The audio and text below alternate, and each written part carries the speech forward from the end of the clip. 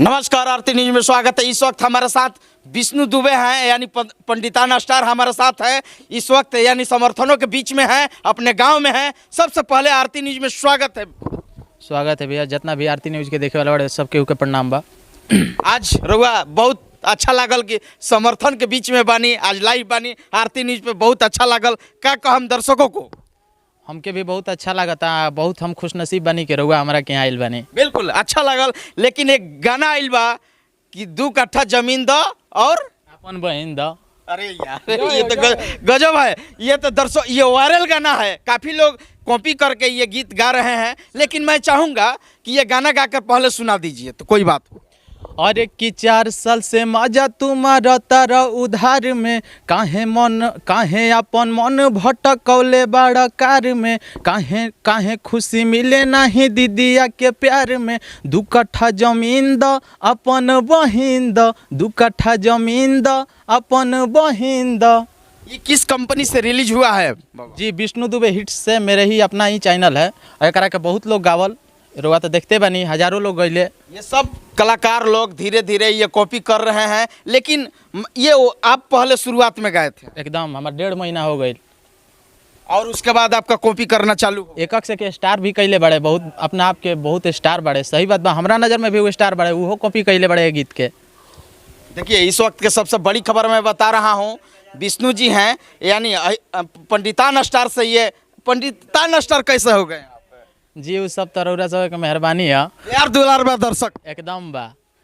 आज मिलने के लिए आए हैं सिपाही चाचा, क्या कहिएगा विष्णु जी के लिए? जी, सबसे पहले आरती न्यूज को हम प्रणाम करतनी।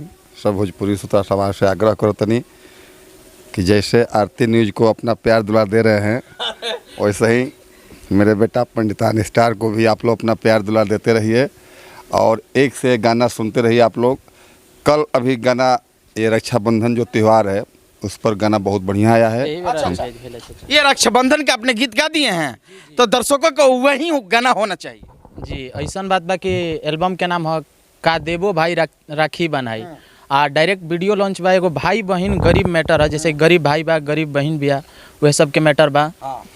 कि का देबो हो भाई राखी बहनाई, पंच लाइन है। अब नया गाना बा, यही बेरा लॉन्च भइला तो ध्यान पर उतना नहीं है। अच्छा जी, लेकिन बढ़िया मैटर बा। आप लोग देखिएगा, ऑफिशियल से छूटेगा। जी, छूट गया है वीडियो डायरेक्ट। जी, कहाँ वीडियो हुआ था? वीडियो तो आराम ही हुआ था, मस्त वीडियो है, एकदम गार्दा बा, दिल खुश हो जाए, गदगद हो जाए। आप लोग देखिएगा, इनका ऑफिशियल चैनल से रिलीज हो गया है और लगातार आप लोग प्यार दुलार दीजिए। समर्थनों से बात करेंगे, कैसे कलाकार हैं ये? एकदम दिल खुश कलाकार। आप बताइए। बहुत मस्त गाते हैं, प्यार आशीर्वाद ऐसा ही मिलता रहे हमेशा। आप बताइए। देखिए, राइटर हैं, आज ही आगे कैमरे पर देखिए। मैं बता दूं कि पंडिताना स्टार के राइटर हैं, क्या नाम है? जी, अभय आर्यन। अभय आर्यन, यानी जो कि बाबा के गीत लिखते हैं। काफ़ी कौन गीत लिखे हैं बाबा? बहुत सारा गीत लिखे हैं। अभी 2 कट्ठा जमीन दा अपन बहिन दा, वो भी गीत बज रहा है। अच्छा, अभी एगो गा दी तनी थोड़ा गा दी। एक मजाकिया मैटर था, हम लोग सही गा दिए। तो वो में बोल रहा है कि लड़का बोलता है कि 2 कट्ठा जमीन दा अपन बहिन दा, इसे खैर यहाँ सब कभी आइनो गा नहीं खी सकत। अच्छा, एक और गाना सुना दी बाबा।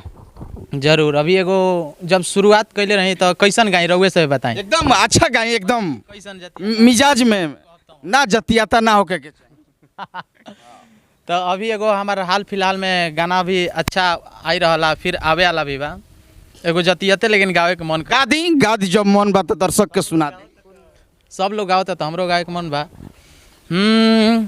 अरे कि तोरा के दुल्हन बनाई बरे, डोलिया में टांग के ले जाई बरे, केहू जे बोली हमारा के तले ले हबो कर जान रे। तो आगे पंच लाइन बा कि मारी सिहना पगोली तान रे, बदमा से लभर पंडितान रे, हवे बहरा दबंग खानदान रे, बदमा से लभर पंडितान रे।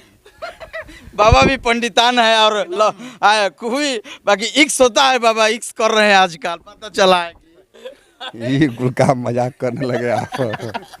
देखिए विष्णु जी के मैं घर दिखा दूं, मैं दर्शकों को, ये नया बन रहा है, कैमरामैन से चाहूंगा कि दिखाइए ऊपर से नीचे, ये दुताला बन रहा है बाबा। जी 3 ताला दुताला क्या लिपिट दे, माल कमाल है बनी। उ तो रउआ सब के आशीर्वाद बा। दिखाइए दर्शकों को, ये पंडितान स्टार हैं, यानी बाबा के ये 3 ताला मकान बन रहा है। और दिखाइए इधर, मैं ये चलते चलते एक और बात सवाल करेंगे कि आप लोग जतिवाता क्यों गाते हैं, क्या कारण है? देखिए ऐसा बात बा कि गावे के केहू के दिल से मन ना करला, बस जैसन मार्केट सुनल चाहेला वैसन देवेला, हर कोई गा रहल बा। हम कोनो नया थोड़े गावता नहीं, सब लोग गावता तो और जात पे लोग अपन अपन गावता, तो हम टैग लाइन लगा देलो एकदम। तो हमरो गावल फर्ज बनत नहीं, काहे से कि हमरो के चाहे वाला जौन बड़े वो जतियाता सुनल चाहता रहे, के चलते हम गाइला। एगो और पंडितान हो जाए तो गा के सुनाई कौन गई जोन अभी कह कौन सुनेला? हम तो तार सब गाना सुननी विष्णु भैया। जिया बाघ गर्दा कवर ले रहा। तो तू एगो गाना कौन सा गइला लाइन गा दो? एगो गाना गइला हनु में गलती हो गइला तहार। अच्छा तू बता दो। अब का गाई तहरा हम का गाई? अरे गावो मर दे जौन गावे के देखो बा हमर भाई बड़े इनके से गवा लगी ना तब छोड़ी जाए दे, गाना लइका बड़े सला जाता रहे सन। एगो गाना आई रहे हमार कैसे रहे बताओ तनी भी कि मारी सिहना पगोली ई तो हो गइला। कैसन लागला? बहुत अच्छा लगा। अच्छा लागला नो? तो तनी चाचा से कुछ चा अच्छा ठीक बा कोई बात नहीं के।